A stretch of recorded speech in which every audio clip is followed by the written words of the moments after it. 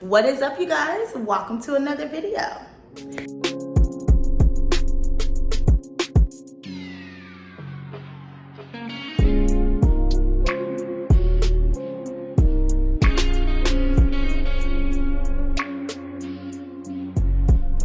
If you are new here, hi, my name is Marissa Linnell, and on this channel we talk about personal development, life lessons, self-care, relationship lessons, femininity, and just all things life, okay? Life is life and the hell out of all of us, and we are doing together right here, right now on this channel. If you are not new here, thank you so much for tuning in to another video. I truly do appreciate you guys that keep coming back. My hair is gonna be flying everywhere because this fan is on, but it's too hot not to have the fan on, so bear with me. Okay, so continuing with our femininity mini-series that we got going on here, I want to talk about something a little bit different today. A lot of times in these videos, I talk about things that you can do to be more feminine, things that you can add to your life, new habits that you can incorporate into your life, which is great. But however, as life is lifing, okay, I am going through this feminine journey with you all, and I am learning a lot about myself. I am learning a lot about just me in a different light every day. I'm learning a lot about my feminine energy and the changes that are coming along with it. So with that being said, today I want to talk about things that I have stopped doing or gotten rid of that have enhanced my femininity, that have enhanced my feminine energy. And some of these things I have done knowingly, and some of these things have been done subconsciously. Not everything that I talk about today is going to resonate with everyone because, again, these are very personal things to me, but I just thought I would share because I'm going through it and, you know, y'all going through it with me. So enough of the talk, let's get into today's video. Okay, so the first thing that I have actually stopped doing is weightlifting. Now, I'm pretty sure I've said this on this channel before. I am a gym girly, okay? I have always been a girl that believes in the gym, that goes to the gym. I have my stints when I'm like in the gym, hard, tough, everyday type thing. And then I have my moments when I'm just kind of in the gym like every now and then. Then I got my moments when I don't go to the gym at all. And I'm just like, whatever, right? But nonetheless, no matter what, anytime I'm in the gym, I am a weightlifting girly, okay? I've always hated cardio. I only did cardio for 10 minutes prior to my weightlifting workout because it was just a way to make sure that I would stay fluid. I wouldn't get so stiff with all my weightlifting, but I really did hate cardio, okay? Now, that has changed a lot. So this really started in like spring going into the summer of this year, where weightlifting just wasn't like giving me what it usually gives. If I'm being honest, it was actually starting to bore me. My workouts were being completely rushed, and I'm not a person that ever rushed through my workouts. Like, I have always set time aside to get a full workout in. So I was just going through the motion just to hurry up and get the workout done. And I didn't really understand why. I just knew it just wasn't feeding what it needed to feed, right? And so I started to kind of pay attention to my routine. And remember how I just said I would only do like 10 minutes of cardio? Yeah, that quickly changed until like 10 minutes, then like 15 minutes, then I went up to like 20 minutes. Then before I knew it, I was doing 40 minutes of cardio before I was even getting to my weightlifting workout because I was prolonging it because I didn't want to do it. I really didn't want to do it. So I took a step back and was realizing that my body was getting an energy high on moving in a different way, which was the cardio versus the weightlifting. Weightlifting has always been something that was meant to keep me right and tight, okay? So it always fed my physical health, always. But what I realized is that the cardio was feeding my mental health. So I was lacking the mental health part in the weightlifting journey, and I was gaining it from the cardio. Cardio has really become a way for me to clear my mind mentally. I do a lot of thinking, a lot of planning while I'm doing my cardio. And what I realized is, for me right now in this era of my life, in this era of my feminine energy, my mental health needs to be fed more than my physical, tight, get fit type of health, if that makes sense. Now, some people are able to feed their mental health during weightlifting. You know, you're getting stacked, you're getting nice, tight, right, your mental is being cleared. That is great. But for me, it just wasn't doing that for me. I was extremely disconnected from myself when I was doing my weightlifting workouts. Now, it may not always be this way, but for now, I have literally racked up the weights and I am completely focused on cardio. I still go to the gym, but I only touch cardio machines. I do elliptical, I do treadmill, I do the Stairmaster, and that's about it. I don't touch any other machine. I don't touch any weight. I don't touch any weight rack, nothing. I also have found that I really love outdoor walking, which I never. When I say never, I was never walking outdoors, because if you want to walk, go get on a treadmill. That was the only type of walking I was doing. But I have literally found out that I really love to outdoor walk. I do at least 2 miles a day, and it's just been really great for me and my mental health. So all that to say, do not force something that you feel disconnected from. Even though it's something that's so familiar to you, it's something that you've always really done. If you are not feeling it and you feel extremely disconnected, take a step back and figure out what it is that you need to feed in this era, in this moment of your life. Do something that you actually do enjoy. The next thing I got rid of is guilt, and that is the guilt of spending money on beauty and my appearance. Okay, listen, in order to be happy, healthy, and secure in your femininity, you have to feel good, okay? And the saying goes, and the saying that I will always say is, look good, feel good, and perform even better. Now, there was a time in my life when I was extremely cheap with myself. And I put myself on a very extreme budget. Everything else came first and I came last. Obviously, when I was younger, my money was different, right? It looked very different. So of course my budget was very different and everything else came first and I came last. But in all actuality and honesty, when I look back at it, there was wiggle room, okay? For me to actually not necessarily have to put myself last, but I just didn't. I had so much guilt on spending money on myself. For instance, like, I never got professional pedicures. I did them on my own. I never really splurged on clothing. Like, I was shopping at like discount stores. Like, Ross was my mother store, okay? I was like a bargain shopper. I never spent money on things that I actually felt like I needed, like beauty products. I never would spend the money on expensive beauty products. I was the girlie that was getting on Pinterest, finding the dupe or researching at-home remedies, whatever I could do to save a coin, right? But now that I'm older and my budget affords a little bit more leeway, right?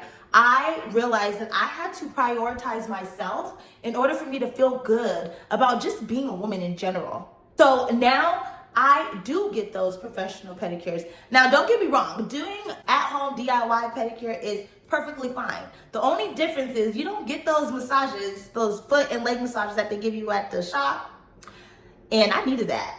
So yeah, I do that now. And now I buy better quality clothes. I don't necessarily bargain shop for my clothes at like Ross or anything. No shade to Ross shoppers. I still go to Ross for like home decor and stuff, but I no longer have to shop in their clothing anymore. I now spend the money on better quality clothing, and now I buy those higher end face products because, I mean, shoot, we getting older, our skin is changing. Yeah, we need to take care of our skin. So now I actually buy those products, and I'm gonna tell you something. Every morning and night, I have a moment, like a quick little moment. When I open my bathroom cabinet and I see all of my like beauty products just lined up there, like, I feel so good about myself. Like, damn, like, your collection is amazing. I no longer feel guilty spending the money prioritizing myself and my needs and my wants. Okay, now listen, I'm not saying that you need to spend all this money or do all these things to feel like a woman, but maybe you do need a few. That's all I'm saying, just a few things. Okay, the next thing I stopped doing is wearing jeans. Yes, blue jeans. There was a time in my life where I was literally buying jeans every 6 months, okay? I love jeans, don't get me wrong. But lately, I've been like swapping them out. They're not my first choice. I really don't know what it is. They're just not my go-to, okay? It's something that has been happening subconsciously. I'm not saying I've completely given up on them and I will never wear them again, or I don't ever wear the jeans. All I'm saying is you'll see me in these jeans every blue moon. But if I'm being honest, I really don't feel very like feminine when I do wear jeans. Lately, I've been wearing a lot of like dresses, skirts, leggings, shorts, tailored fitted cargo pants, just anything other than blue jeans. If I have to guess, I think what's going on is that I just really like the way all these other items are fitting my body currently. I feel like they help accentuate my curves, and I just feel so beautiful in anything that's not jean material, honestly. Again, this may not be something that's forever, but it is for currently. It's just, again, I've hung up my jeans. Next thing that I have gotten rid of is my weave. Okay, sis, hear me out. I know when I said that, half of y'all were like, what? Hell no. Like, I love my weave. My weave makes me who I am. I feel so beautiful after I get my hair done. Valid, okay. You're right. Because same. But hear me out, okay? I took out my weave in May of this year. And baby, I am thriving, okay? I have never felt so girly, to be honest, in my life. And I think, honestly, I have just become obsessed with being able to do anything and everything with my hair. Because I'm that type of girl. Like, if I have an outfit that only goes with a certain hairstyle and I do not have that hairstyle, that outfit is gonna be put on the back burner. And so right now, because I'm so into dressing a certain way, and like I just talked about, I've hung up the jeans. So I'm no longer just grabbing a pair of jeans and a top and making my outfit super simple. There's a lot that goes into my outfits now. Like, so I'm wearing the skirts, I'm wearing the dresses, I'm just super feminine. So I'm able to wear all these things because I can do whatever it is I want to do with my hair. So I think that is a part of me feeling extremely feminine right now, that I'm able to pull off any look that I actually want to pull off. And then I think another part of it is just being able to run my hands through my hair. Like, baby, like, I don't know, I just feel so like sexy when I'm able to run my hand through my hair. And baby, not just me, okay? When my man runs his hand through my hair, I'm like, it literally gives me chills. And I just feel so sexy. So this whole like no weave era is giving me life right now. Now this definitely is gonna be something that won't be forever. This is just feeding my feminine energy currently. But yeah, winter's coming and it's getting cold, and I kind of miss my long bust down middle part. You can't go wrong with a bust down middle part, so I'm ready to get that back in. But for now, I'm literally just embracing and thriving and enjoying this no weave. The next thing that I stopped doing is I stopped listening to podcasts and YouTube videos that were from a male perspective, okay? Everybody got a podcast, everybody got an opinion, everybody got something to say, which is great. I mean, because here I am, right? I got an opinion, I got shit to say, and here I am on YouTube, whatever, great. My issue is the opposite sex talking about the other sex like they know what the hell they're talking about. Let me elaborate. Some men are really, really intelligent, right? And they're very wise, and it's good information, especially for us women to get. I get it. It's great information. If you want to learn about a man, there is no one else you need to learn it from than another man, okay? What gets me is the men that are teaching women about women. It doesn't make any sense to me. I have an example. There was this clip on Instagram, and it was 3 men sitting around, podcast style, whatever the case is, and they were talking about what it means for a woman to be in her soft girl era. Okay. My issue, where is the woman in this conversation? How, like that, it just boggles my mind. Like, you don't know what a soft girl era is. You think you know from your perspective, but there's no woman on that couch with you guys giving you a woman perspective. Like, that is what drives me absolutely crazy. So I am here to tell you guys, clearly you are here because you want to learn about, yourself and about like femininity and just about being a woman, okay? And that's great. My advice is learn about yourself from other women. Listen to other women. The only way that you will ever be able to understand how to become a woman is from a woman's perspective. You can understand how men view things from a male's perspective, which is great. We all need to learn each other's perspective. But do not sit down and search, you know, soft girl era, how to tap into your soft girl era. And then a podcast of nothing but men pop up and that's the video you choose to watch. Bad idea, sis. Learn about yourself from other women, period. And men should do the same.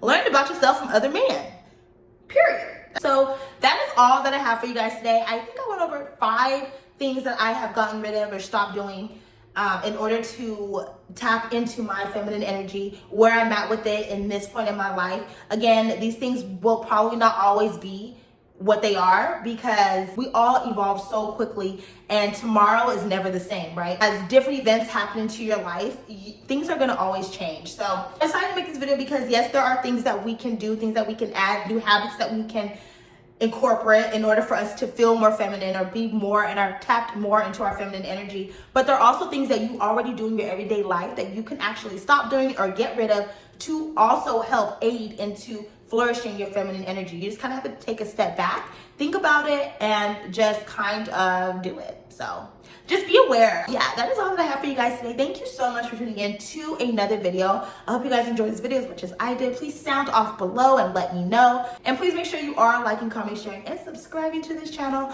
I really do appreciate you guys. And until next time, bye.